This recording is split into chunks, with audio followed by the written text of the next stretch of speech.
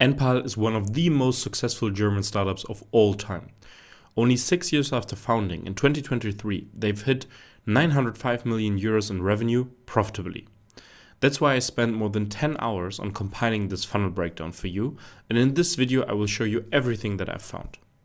Hi, I'm Niklas, and I'm the CEO of Radiant, and Radiant partners with ambitious founders for sustainable growth. We combine SEO and SEA into a full funnel marketing engine, and with battle-tested strategies, help your startup grow to new heights without expensive hiring. So now let's dive right into the funnel breakdown. I've compiled this Miro board that you can also find the link to in the video description below. And I want to start by looking at who Enpal even is. You might already know them, but if you don't know them, I will give you a quick overview. So Enpal basically started out as a solar provider. So they are calling themselves the biggest energy movement in Europe, and they stand for green and cheap energy. And initially they started by the idea of making solar or photovoltaics affordable for everyone. And they basically introduced a renting model where you don't have to pay anything upfront and don't have to buy solar panels for like 20k or 30k euros, but you could just rent them for small euro per month. And this is the founder, Mario Kohler. He previously built Käuferportal, which is now Around Home, so he has quite some experience in the sector. This is why he started out with Enpal, and they basically want to help their customers with limitless green energy, with obviously a solar panel, saying goodbye to rising electricity prices, which is obviously a big factor today. It's good for the wallet, it's good for the climate. And now they have over time transitioned into an all-around smart home partner. So they do not only offer the solar panels now, but they also offer like electricity tariffs, heat pumps, or wall boxes. And this is basically their portfolio as of today. And over time, they have obviously raised some capital to fulfill their idea. And I've just compiled some articles here from the past. So 2021, they've closed their Series C at that time with SoftBank and some others at 174 million funding. Then in 2023, that is Series D, led by TPG Rise Climate with 250 million euros. This is a screenshot from their LinkedIn profile. Just from one of their companies. It's quite a substantial growth also in employees over time. And yeah, this is basically their press release about the 905 million euros in revenue. The founder, Mario Kohler, also mentioned this number in the podcast. And they have a positive operating cash flow, adjusted EBITDA of around 21 million in line with the previous year. So basically, pretty successful story they've done there in a quite short period of time. So what I did is I basically looked at how their overall growth history is. And for that, I focused specifically on their search marketing efforts. So they obviously also play on other marketing channels, like for example, native advertising, paid social, etc. But for me, search is like the most interesting because we focus on it at Radiant, and Enpal has, since the very beginning, also put a particular emphasis on search, which we will dive right in a second. So you can see that at this moment, like at their peak, they were basically at around 300k projected monthly organic traffic. So this is obviously it's numbers from SEMrush. You can trust them or you don't, but it's basically the assumed search volume for the keywords that SEMrush can register a ranking of Enpal on. You can see that they have grown significantly over this period here, especially like from 2021 somewhere until here, where it's, I would say, like mid of 2022, where they were at their peak. But ever since, although there's a small decline, they've basically remained stable at a pretty high traffic level, which is very significant. So getting more than 200K organic traffic to your page is something that is definitely quite substantial. Now, if you look at their advertising, which means basically Google Ads in this point, they have also done it basically from the not very beginning, but early on. So we can see the first like small activities here, 2019, end of 2019, also in 2020. And then they've scaled it significantly over the period of 2022, 2023. Now, the estimated traffic here is something that is, from my experience, significantly less trustworthy than the estimated traffic in organic search. So we should rather see it as like a relative indicator of their activity levels, not as an absolute level. But I would suspect them to spend substantial numbers a month. So I don't think that 250K is actually what they're spending. I think they're spending significantly more, maybe like 500K, 600K. We won't know. Maybe someone from Enpal will at some point in time tell us. But so they're doing quite a lot here ever since. And the question is, what exactly are they doing? And I basically looked at the two paths, so the organic path and the paid path. And I want to start out with the paid path here. So I compared the paid search keywords for you, and we can look at some of the headliner keywords. I also created a sheet where you have a full keyword database. So I basically exported all the keywords with the rankings from SEMrush for you, which includes the organic keywords as well as the paid keywords. And we can see here at the paid search positions that Enpal basically targets all of the really big keywords. So they target photovoltaic, they target obviously their own brand, they target certain keywords that are relevant to state subsidies in Germany. They target keywords also around the heat pump. So like the big keywords, the single term keywords, some more informational keywords like Einspeisevergütung. It's basically what you get back from the energy provider if you generate electricity with your solar panel and you put it like into the electricity net. Then the Wärmepumpe Kosten, so basically costs of the heat pump, and others. And what you can see is they have a quite diverse portfolio of landing pages that they use. We will dive into that in a second, a little bit deeper. But you can already see that they have quite a sophisticated strategy here. So they don't just send all of the traffic to their homepage or something like that. So they really differentiated out between different topics, different intent levels, like basically from top funnel, middle funnel, bottom funnel. And if you also look at like the portfolio in whole, they also target some smaller long tail keywords, which is also really interesting. So obviously with Google Ads, they will probably at their spend scale use broad match keywords because they have a high number of conversions, so they can pretty sure use it. But it's also like really informational search here, like welchen Speicher für PV-Anlage, so which battery for my solar panel, also stuff like wird der Strom 2024 wieder billiger, so will electricity get cheaper again in 2024, where you can see that they link to some blog posts they have, which is about the electricity price development,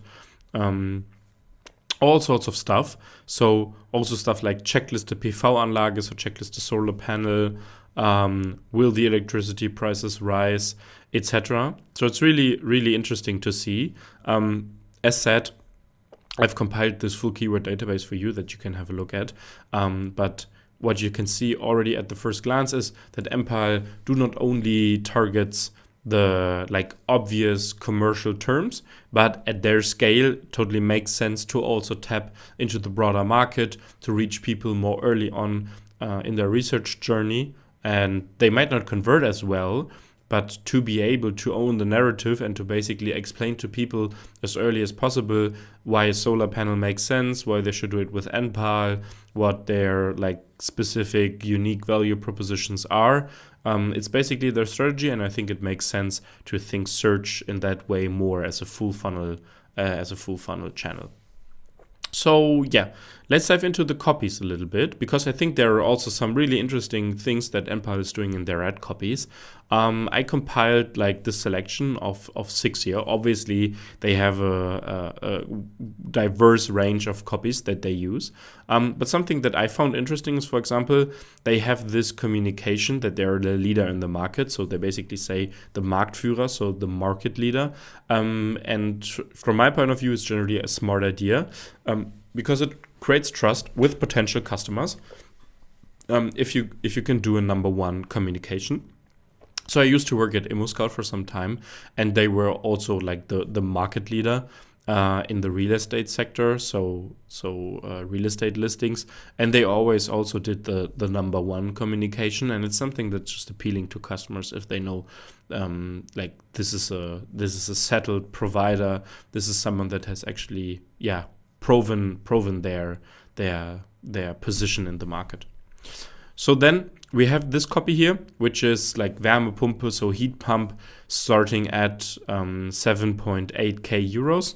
I think communicating prices is always something that marketers fight about, or even founders, CEOs, CMOs fight about, because on the one hand, if you have a really low price, it can be cool to communicate it because people might feel attracted by it. But if you have a like product with a substantially higher price, and a heat pump obviously is a product with a higher price point, then it could also lead to rejection and people saying, oh god, that's too expensive, how should I ever be able to afford it?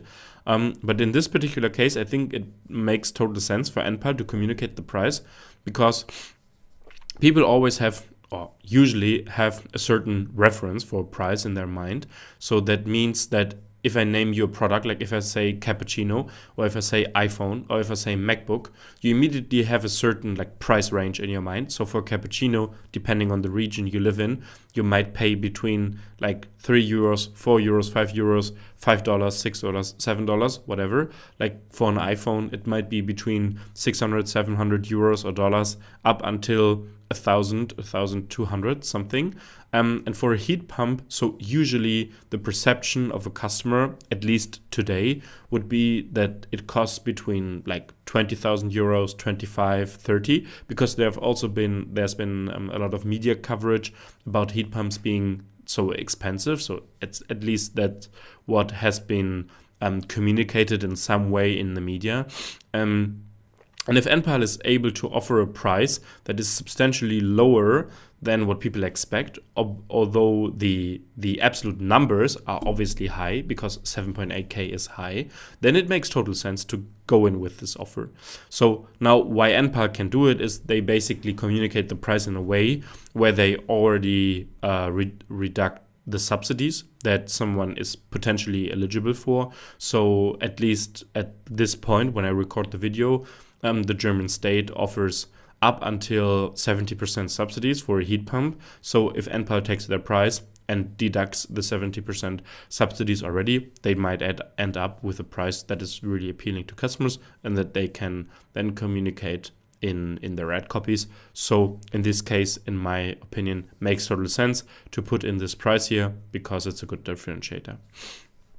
Then another thing that you can see also, these screenshots are, by the way, taken from the Google Ads Transparency Center, which is really cool for competitor analysis. I can highly recommend it. They're using this dynamically generated location here. So it's basically the location placeholder. So you might know, if you had like some operational touch point with Google Ads, you might know that there are placeholders that you can use. For example, a keyword insertion placeholder. So where basically the keyword, the trigger to search, is dynamically inserted into your ad copy, or you might have a countdown placeholder, and you can also use a location placeholder. And obviously a location placeholder for a service that has like some local attachment, because it's my house, I want to build the solar panel on the house. It's a really nice thing that the ad feels more personalized. It feels more like as if it was a provider that is like from my region. So Enpal is obviously operating nationally in Germany, but it feels just more personal if you have like your city name or your regional name in there, especially if you live in a smaller city, because it just gives you that touch of, okay, nice, they're also from here. Like it's somehow a little bit more close then. So this is really good. We usually see pretty good CTR improvements if this is used. Then if you have something like a financial support, in this case state subsidies, obviously it makes sense to mention them in the ad copy. So in this particular case, it's up to 70% subsidy in 2024, but it's still there. So if you have something like that, like a special offer also, then it makes sense to put it into the ad copy here. And you can also see, like in this particular case, although it's an ad for a heat pump, you do not have the keyword here in like these two titles that are displayed. But I bet you that this ad combination probably has a really good CTR, and it shows that you should not like just stuff keywords in your ad titles or the titles of your ad copies, but you should rather focus on value-driven copies where you communicate certain unique value propositions, maybe even something that also your competitors have. So also competitors profit from this state subsidy, but nonetheless is something that is valuable to the customer, that helps them make a purchase decision. And so it's smart to have it in the ad copies here.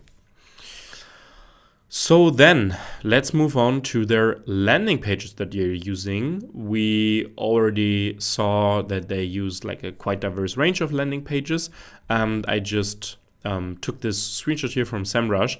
So at the point I took it, they basically had 175 landing pages that SEMrush was able to crawl. And as I already said, they use like a quite diverse combination of like classic landing pages, so something that is more like a one-pager without any navigation or something like that. We will also take a look at those in a second. But they also obviously use their homepage, especially for brand search, because it's like it makes a lot of sense if somebody searches for the brand to put the homepage, because they might have diverse like interests, or just might have heard of the brand but not sure about which product to get, etc. But they also heavily use their blog posts or like their content landing pages, so they amplify this with ads, but they also use advertorials. So this is a small overview of the different versions. So this, for example, rather classic landing page, big visual, checklist, immediately going into the form. We will look at that in a second. A big headline, no navigation. Then the content articles or content pages, blog posts, however you like it. In this particular case, Heizung entlüften. So basically getting the air out of your heating system so it runs more efficiently. Also, this is something that is like relevant in the space of heat pumps, although somebody might not be in the market for buying a heat pump now, but it's still something that they do, and I think it makes sense at their scale. And then you have like these advertorials where it's significantly more top funnel, getting people first touch points with a brand, answering common questions, guiding them along the way, basically owning the narrative as early as possible, and also probably building up retargeting audiences that they might be able then to target via native ads, paid social, or also display retargeting or something like that. So again, here my little hint to the full keyword database, including the landing pages that I've done for you. It's linked here in the Miro, and I will probably also link it in the video description directly, so you can go to that. So then, let's look at two of their landing pages. So I basically did one breakdown for a solar landing page and one for a heat pump landing page. Let's start with the hero. So I'll give you a second just to take a look at that, to like get a first sense of how they do stuff before I begin analyzing it. So one thing that you can immediately notice is that at the top here they have this counter, bereits 2,4 etc. Millionen Solaranfragen gestellt. So basically this and that million solar requests already done for Enpal. And this is something that makes a lot of sense, because if you can back up that number, so if it's something that is valid, and especially because it's not 2.4 million, but 2.436533, it feels very natural, really valid, like legitimate. Then it also creates a sense of FOMO, like by saying already so much solar requests done. So what about you? Why are you still waiting? There were already 2.4 million people that have done it.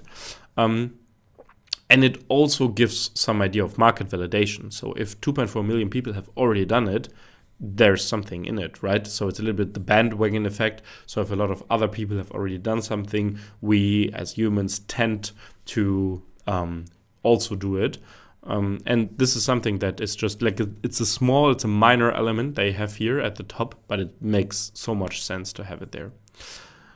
Then they have their product visuals. So it basically already gives the idea that they have solar panels, obviously, but it's also connected with other products.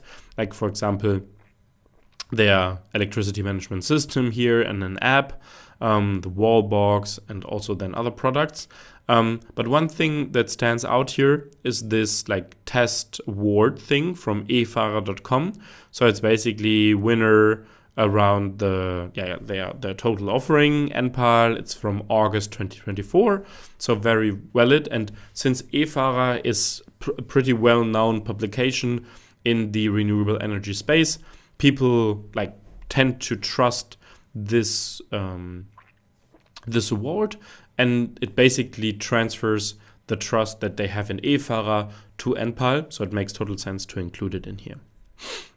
Then for the headlines, they basically have a pretty straightforward headline, but like aligned on the user's interest. So it's Solaranlage kaufen, so it's quite obvious. But then Komplettpreis inklusive Montage. So basically you get a fixed price, including also installation. It's something that is a pretty important desire for the users. So they want transparency in pricing. They don't want to buy like solar panel and then afterwards you get a lot of extra costs, etc. And also they want it including the installation, because it's a tedious process and it has to be done by a professional. And then also in the smaller copy here, like the subline, it basically says that Enpal is the test winner 2024. This refers to the eFahrer Siegel, to the eFahrer award. You get everything like from one-stop shop. It's one fixed price, including installation, no value-added tax, and no upfront fees. So also reducing the risk here, because we tend to like overemphasize risks. Like if we were to invest a substantial amount of money here upfront, it feels significantly more risky. And Enpal knows this, and this is why they remove barriers for more people to basically take their offer. Then immediately after the hero, we have this regional selector here, which if you click on it, leads you to this multi-step form. I think this is a very smart thing that Enpal is doing. They're doing it like basically everywhere. And more companies are also doing it, especially in the home services space.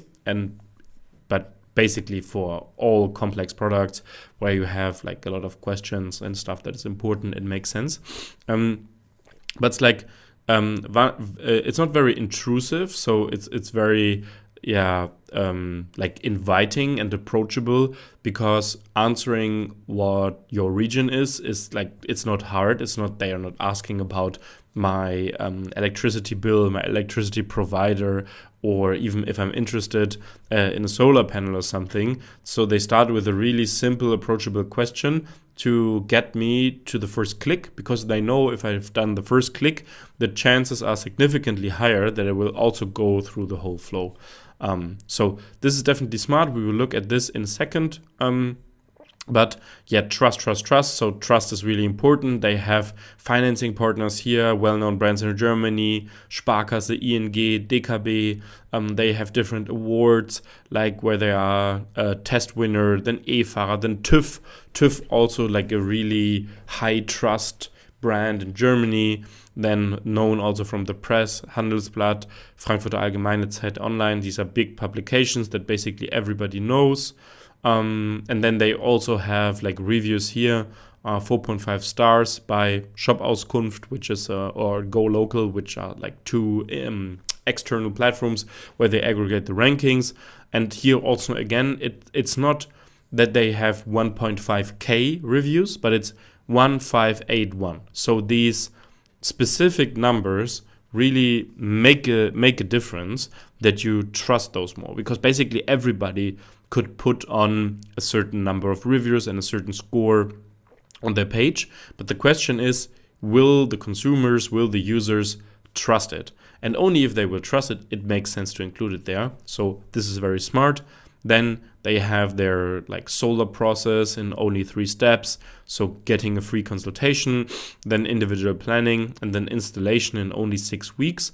This is something that really makes sense if you have a complex product, because people might feel if they like it's not the daily business to buy solar panels. They might do it once or maybe twice, depending if they have one home, if they want to expand it.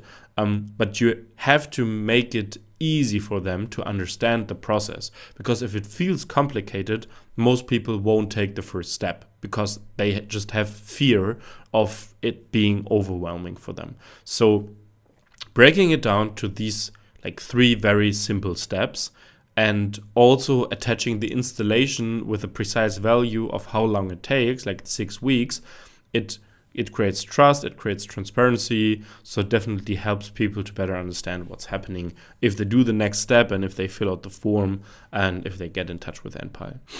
Then they have this section, why Enpal? So basically benefits presented in different ways.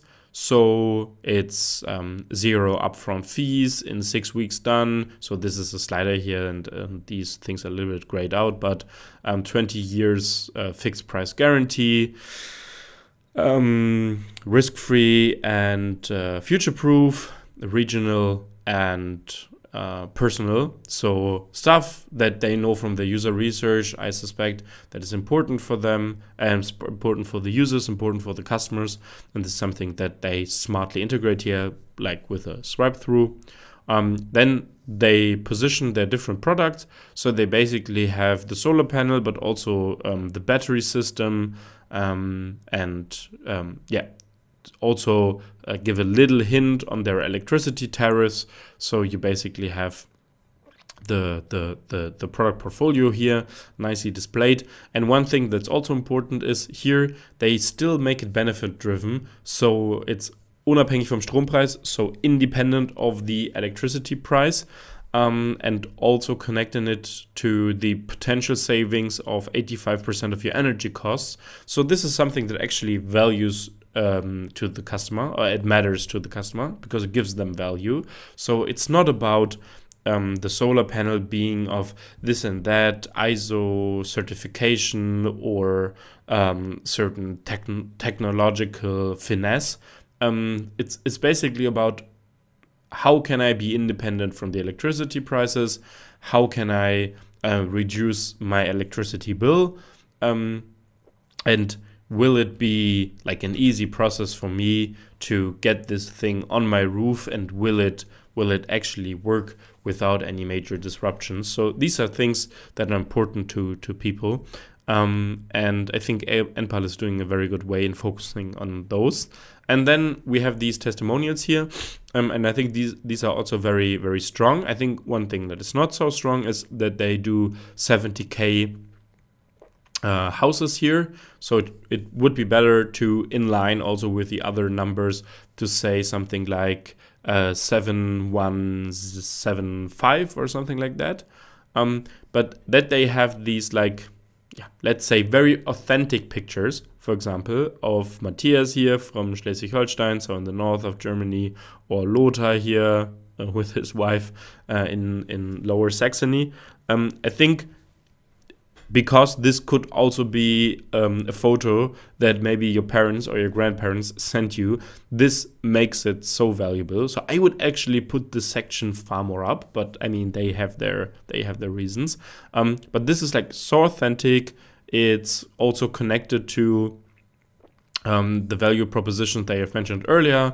So we've been installed, up and running in 6 weeks. So it's basically backing up the claim they've made earlier that they will install the solar panels in 6 weeks. So everything is nice about this section. And then FAQs. And FAQs, I think, are not treated the way they should be treated, actually, because it's super important to not only have something like what is a solar panel, why does a solar panel make sense, but it's important to really understand the questions that's blocking a user or blocking a customer from buying or from making the next step.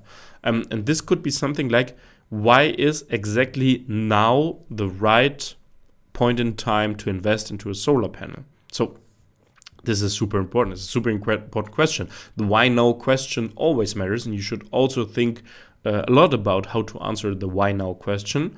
Then, are Enpal solar panels excluded from value-added tax? Also something that's important for the people because they know it from media that this is a topic. And how does Enpal help me reduce my electricity bill? As I said, it's basically the thing that matters for people. So they also have this idea of independence. So they feel more independent. This is a more like an emotional thing. But the rational argument is basically, I want to save money. As easy as that. And this is what they reiterate here. And of course, a lot of call to actions along the way. So I think a very nicely done landing page. Then, as I earlier said, they heavily use these multi-step forms. And whenever possible, they have an image selector. So making it really easy for me to understand which option is for me. So they ask you about the type of house you have, which type of roof you have, how many people live in your house, when you consume most of your electricity, if you're the owner of the house, because if you're not the owner, you might need approval from the actual owner to get the thing installed. So it's important for the sales process. Then they ask, and this is something also that is different to how a lot of people still treat their forms, only then they start asking personal information. So you could also argue that the region somebody lives in is some sort of personal information. But what I mean is, some forms start with the email address, or they start with the first name, the last name. I wouldn't do it that way. So I would do, as Enpal does it, questions that are significantly less personal at first, and then build up momentum, so to say. So make people click, make them get comfortable with a form, and only then at the end or towards the end start asking personal questions, because then you might have already built up some trust, and people are more likely to complete something they have started. And if they are half through, or at this point 64%, then the chances are that people do not bounce if you ask for the personal information then. You enter your zip code and all sort of stuff. And then one nice feature actually is that they have this Google Maps integration where they actually tell you if this is your house. And you can then confirm that this is your house. So this is pretty nice. And then they do this check. So as far as I know, this is more of a pseudo check. So it's not a real check. So it's basically just giving me the feeling that actually my individual entries I've done are checked against their capacities. But it's basically just a point that's a little bit like playing. But it helps with the conversion. So I've heard also from other startups that have integrated this loader thing into their forms that it basically significantly improved their conversion rates. So you might give it a try. And then after that, you have this cheering. So cheering, the offer is still available in your region. Nice, the check was successful, and we would like to send you more information completely for free. And only then I enter my name, then I enter my email address, and then I enter the phone number. So basically the very critical personal information, email and phone, is the very last thing that I have to enter. And this is something that is like a significant shift in how these forms are handled than to like how so many people still use their forms. So then let's move over to the heat pump landing page. It's a little bit different, but some elements are the same. But still, it's something that is worth to look at. So you can see at the first glance that some elements are similar. So for example, the amount of requests already done is similar, although the absolute numbers are obviously lower. Then for the headline, we have a little bit of a different approach. So actually here Enpal is working with a big known brand, another brand that they're connecting themselves to. So it's from Bosch. So they basically sell Bosch heat pumps. They also have a price here. So still they live up to their promise of price transparency.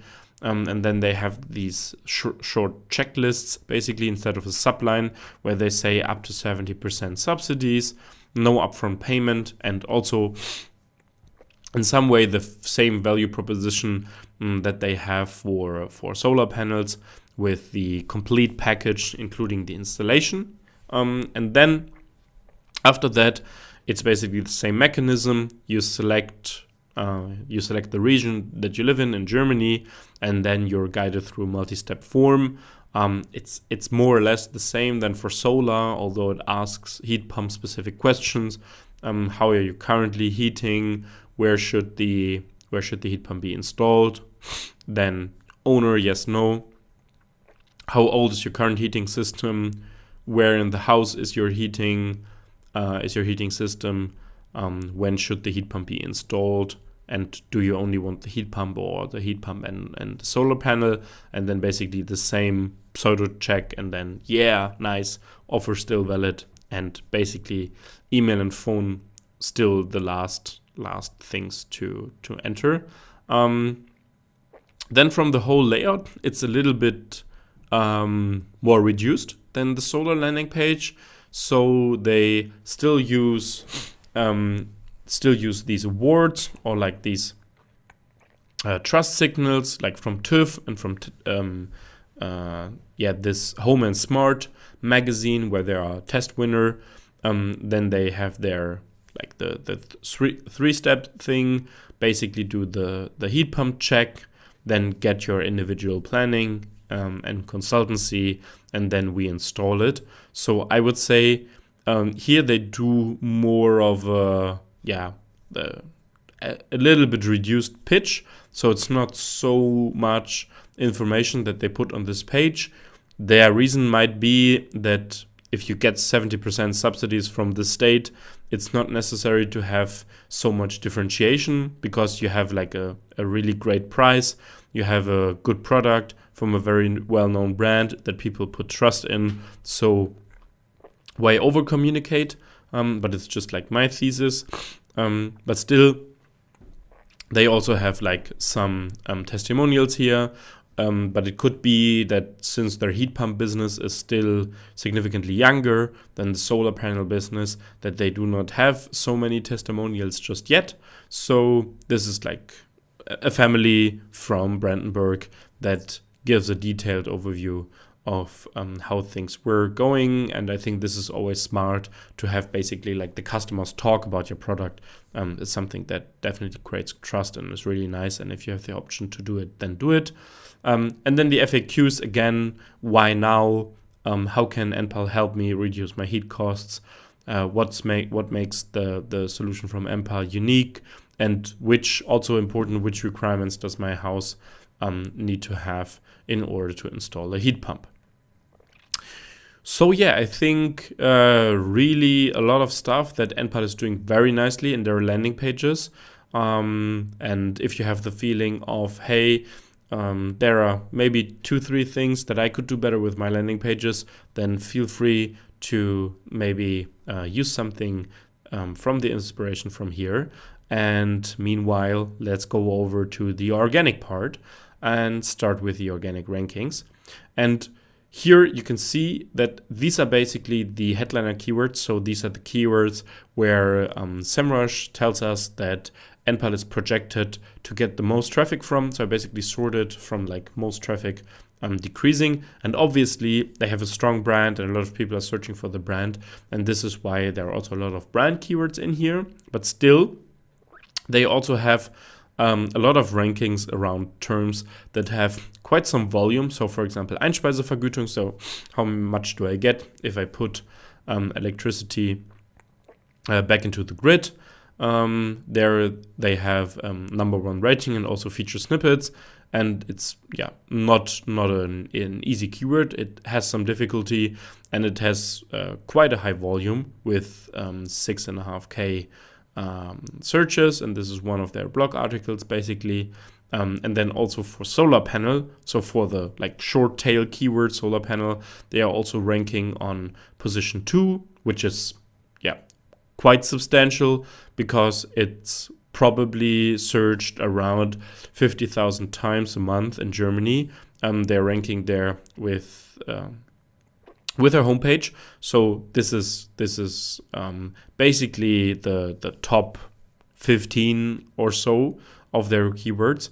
But if we dive a little bit deeper in, especially commercial transactional keywords and non-brand, you can see that despite the solar panel itself, you also have a lot of other really, really interesting rankings where they are ranking with some of their blog posts or stuff from their energy lexicon. So they have stuff around subsidies of the heat pump, where they're ranking in the people also ask box.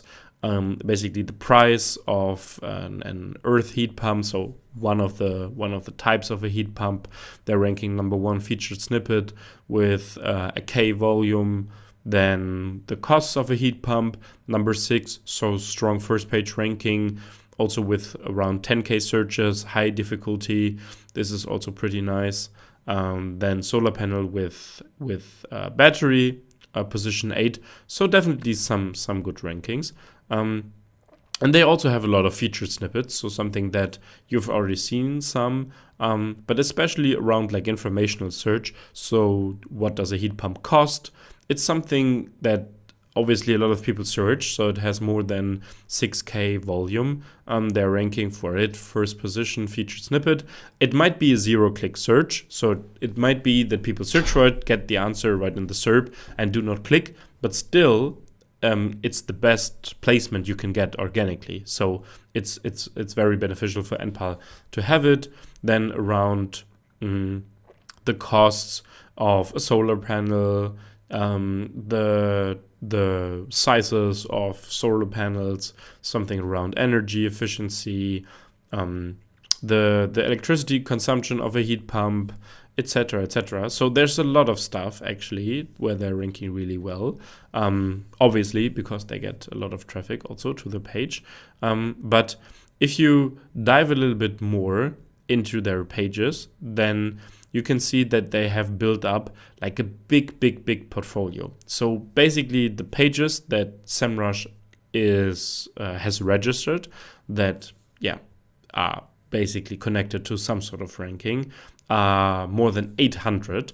And if you already look a little bit at this here, they've built up several clusters. So they've built up, for example, a heat pump cluster, which is basically enpal.de/Wärmepumpe. They have it with a main page. they have Wärmepumpe Kosten. They also have lots of other pages in this cluster. So they've basically built up a heat pump cluster with almost 200 pages in only 1.5 years. So it's very significant.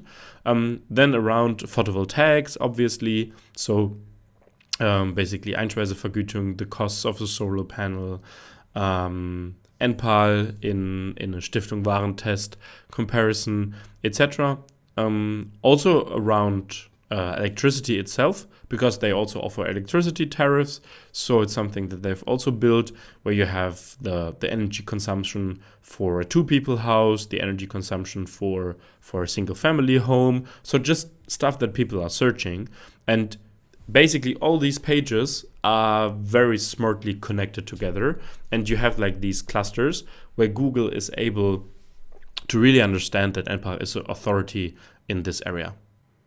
And to give you a better idea about these pages, I also put them into this funnel breakdown. Maybe again at this point, the little note that you can also see all their organic rankings and all the organic landing pages in the full keyword database that is linked in the video description below.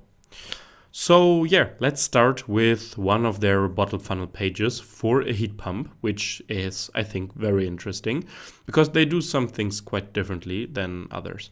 So maybe at first, the first thing is they really take this seriously. So I still speak with founders or CMOs or head of marketing or whatever that basically treat SEO and content in a way where they say, hey, yeah, we just generate now like 50 articles in bulk per month and just throw them on our blog and let's see what happens.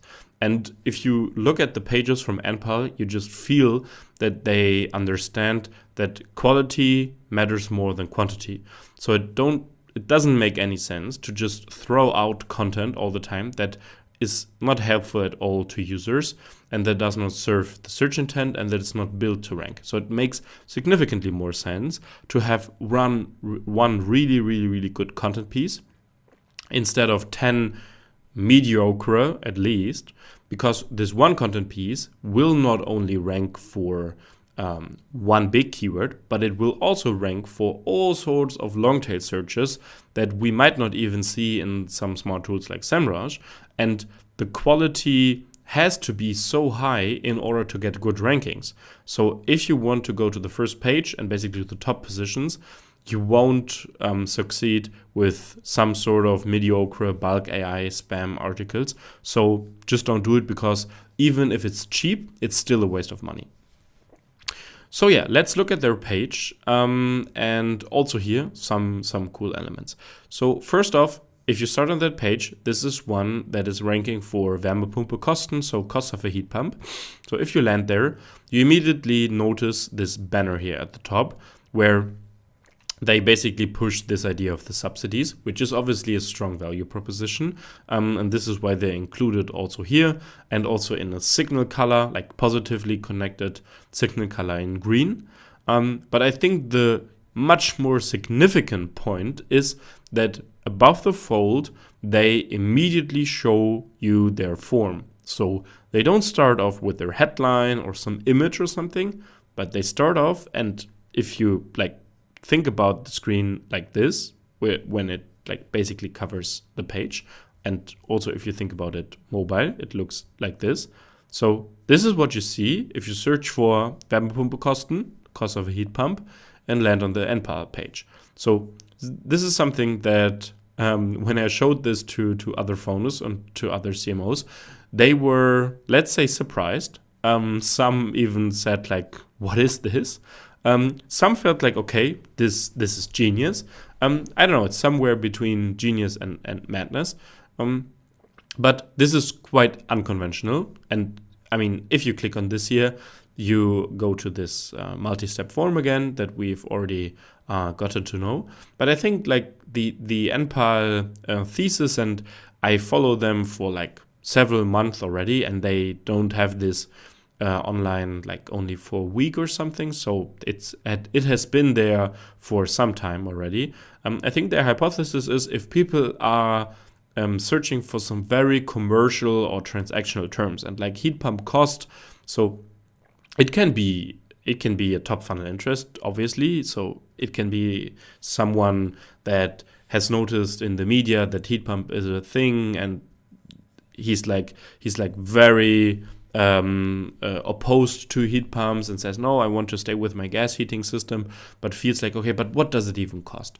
So, and for this guy, obviously the form is not the right thing because he's not ready to buy it. But usually if people search for costs or something, they are at least, I'd say, 1 or 2 points further in their buying journey. So I guess for Enpal, it's just the idea of pushing people to the form and seeing how many convert, and probably a good chunk of people convert because they have this form live here for, I'd say, a few months at least. So then after this form, you can see that they have the TÜV Siegel again here. So a big institution in Germany. So just trust. So trust is super important. Trust is always important. You might know Enpal or not. I know Enpal, and I know that they're doing a good job and I trust them. But if you don't know them and if it's your first touch point, you just need some sort of external authority or something that you understand that this is a legitimate business, and that you will also put in your personal information and think about doing a purchase that is worth several thousand euros here. Then let's put our focus on the table of content here at the left. So this is something that in the screenshot you can't really see, but if you open up the page on desktop and you scroll, it's basically sticky, which is really nice. It's a good user experience because it's easy to navigate within the page. And also they have this very, I would say, naturally feeling call to action here, where you have reviews.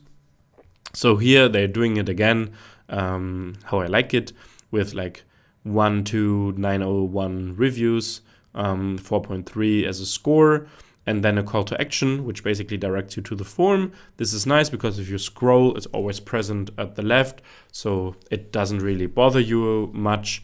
It doesn't distract the reading experience, but it's something that is like always there, and the next step is always easy to take. I think this is like the key part that you can take from it. Then they have this key facts box. This is something that we, for example, also always do for clients. So it's one of our basically standard tested practices, and I see it used more and more. And I think it makes a lot of sense to have like this too long didn't read section where you just front load the most important key points for somebody to understand and fulfill their search intent. And something that is nice here, in my opinion, is that you also work with a lot of numbers. So you give people basically a pricing indication already. You basically educate them about the subsidies. You educate them about the costs, and you also like natively integrate the Enpal offering. So you say like with the maximum subsidy rate of 70%, heat pumps start at 7.8k euros at Enpal. So it's not a generic answer, but it's always an answer that is connected to your brand and to your product natively, and this is, I think, what they're doing really good. Then if you look at the table of content and you look at the headlines, you notice that they are heavily using searches. So questions. So it's something like, what does a heat pump cost? When is the amortization of a heat pump? So basically, when have I gotten the money out that I put in? Is a heat pump less expensive than gas or oil heating? Which financing options do you have for heat pumps? What does a heat pump cost with a solar panel?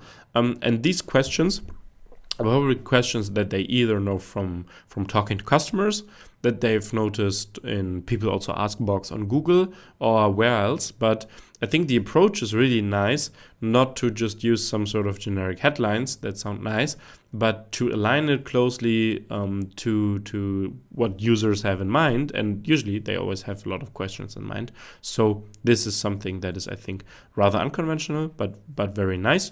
Then you can see also that they have a very diverse content design. It's nice, it flows nice. You don't have like these big walls of text. So you have a table here, then you have accordions. So basically easily giving you an overview of the different types of costs for the different types of heat pumps. And then if you want to dive more into some of the aspects, you can basically open it up here, but it's not so distracting at first because you're thrown at with so much information. And also, they heavily use internal linking. So I've already mentioned this when we looked at the excerpt from the pages. But you will notice all these little blue links here. So to Luftwärmepumpe, Erdwärmepumpe, Wasserwärmepumpe, to the state subsidy program, heat pump subsidies, heat pump, etc. And only on this screenshot here, we have like half a dozen internal links to all sorts of different articles. And it's very smart because the Wärmepumpe Kosten article, so the heat pump cost article they have here, it's one that is like pretty good ranking for an important keyword that has quite some volume. And if they strategically link from this page to other pages that they want to support in ranking, it's very likely that these pages also get an uplift in ranking because of these strategically set internal links. So it's basically just like an internal backlink that you can set, and used in this way, smartly connecting different pages in one cluster is definitely something that will be beneficial for their organic search efforts, and that you can also or should also use for yourself. Yeah, so then maybe let's look at the mobile versions here also for one quick moment. So as I said, I find this is just, I love it. If you land on the page, you immediately get this form like in your face. You can scroll and obviously enter the content then afterwards, but it's like, I think it's something that is really like feels almost growth hacking style, and I like it.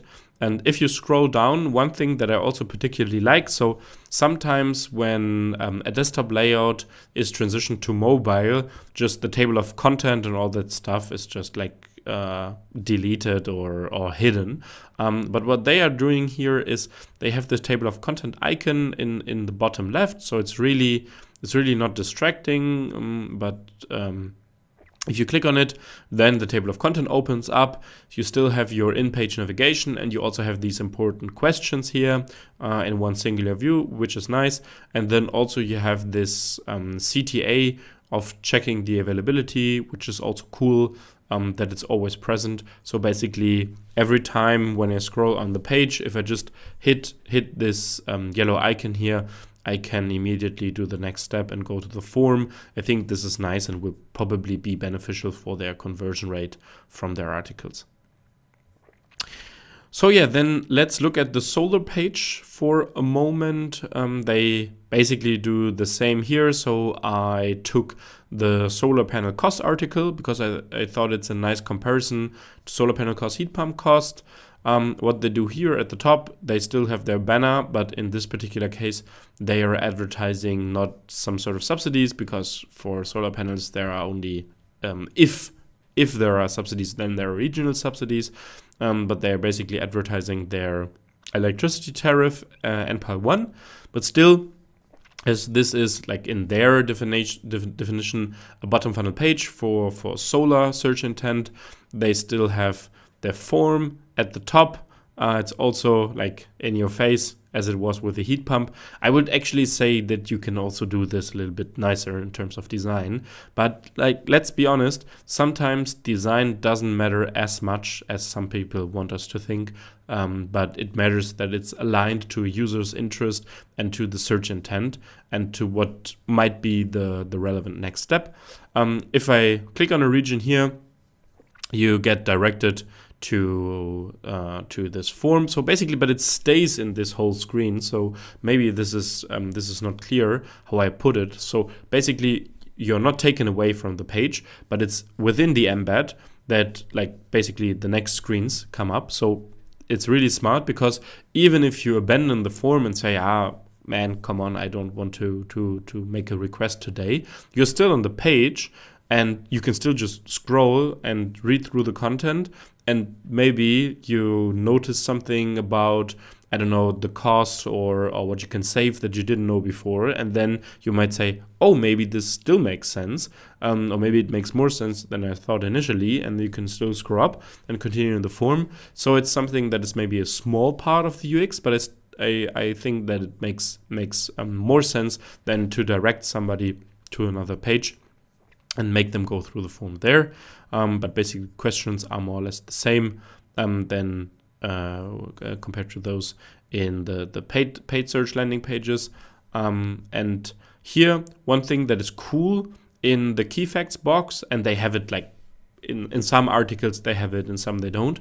But in the key facts box, they don't only give the user the most important information, but they also embed an internal link, which takes you to the so-called Solar Check. Solar Check is basically their multi-step lead form. But it's cool because you don't have to scroll a lot, and it's like really natively integrated, so not a big call to action that somebody might just scroll over. But basically, if you're scanning through here and they say, hey, with the Enpal Solar Check, it's just 3 steps to an individual offer for a solar panel. Hey, why not? Let's do it. And then you have the link immediately placed there. This is nice. And besides that, basically the best practices used, as we have already seen for the heat pump cost page.